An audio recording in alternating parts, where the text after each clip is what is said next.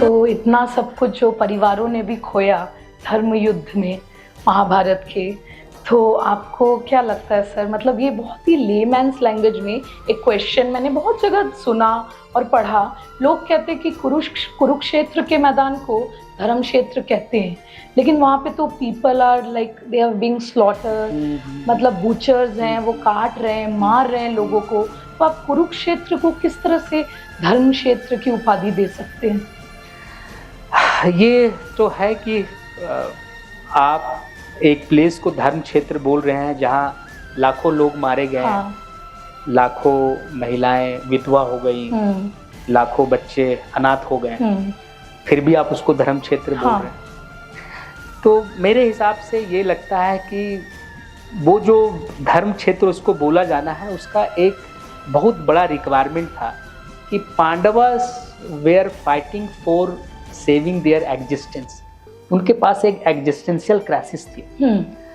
अगर वो लड़ते नहीं तो जो है सो और बुरी परिस्थिति होती। तो आप इसको ऐसे समझिए कि कैसे वो धर्म क्षेत्र था।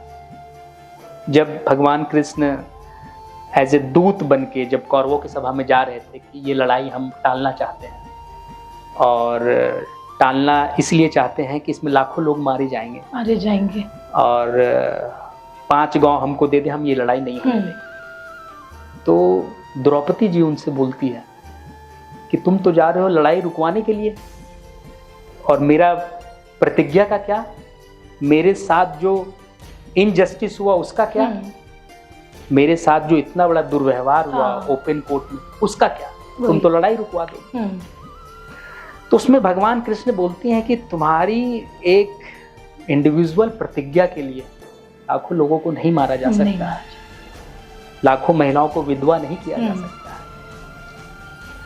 तुम्हारी बदले के लिए इतने लोग, इतना बड़ा महाभारत का युद्ध नहीं किया जा सकता। तो फिर द्रौपदी बोलती है कि फिर मुझे न्याय कैसे मिलेगा। तो बोलो कि अगर न्याय मांगोगी तो न्याय मिलेगा, लेकिन बदला और रिवेंज मांगोगी तो ये बदला और रिवेंज नहीं मिलेगा। तो फिर वो पूछती कि फिर माधव ये न्याय और बदले में अंतर क्या है?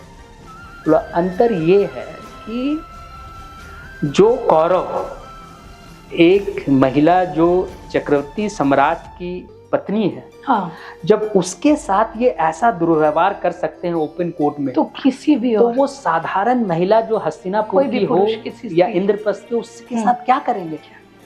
इसलिए उनको दंड मिलना चाहिए, ना कि इसलिए महाभारत होना चाहिए। तो मतलब आप अपने प्रतिशोध के बारे में ना सोचे। अपने प्रतिशोध के बारे में ना सोचे। जब वो एक महारानी जो है, जो एक सम्राट की पत्नी है, जब उनके साथ वो ऐसा दुर्व्यवहार करते हैं, तो एक कॉमन जो महिला होगी उनको वो कैसे रखेंगे, कैसे सही रखेंगे? तो कहीं ना कहीं उन सारी इंटेंशन था धर्म की स्थापना करना, इसलिए धर्म क्षेत्र बोलते हैं, न्याय की स्थापना, न कि उसको प्रतिशोध लेना और रिवेंज लेना, ये नहीं। इसलिए भगवान कृष्ण के इस वचन से आप समझ सकते हैं कि कुरुक्षेत्र धर्म क्षेत्र, वो किसी बदले के लिए नहीं था, कोई रिवेंज के लिए नहीं था, कोई एक द्रौपदी के लिए नहीं था।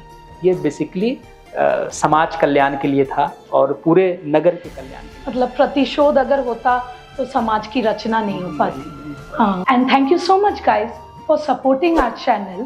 For more such episode please follow, like and subscribe our channel new Delhi dialogue. नमस्कार।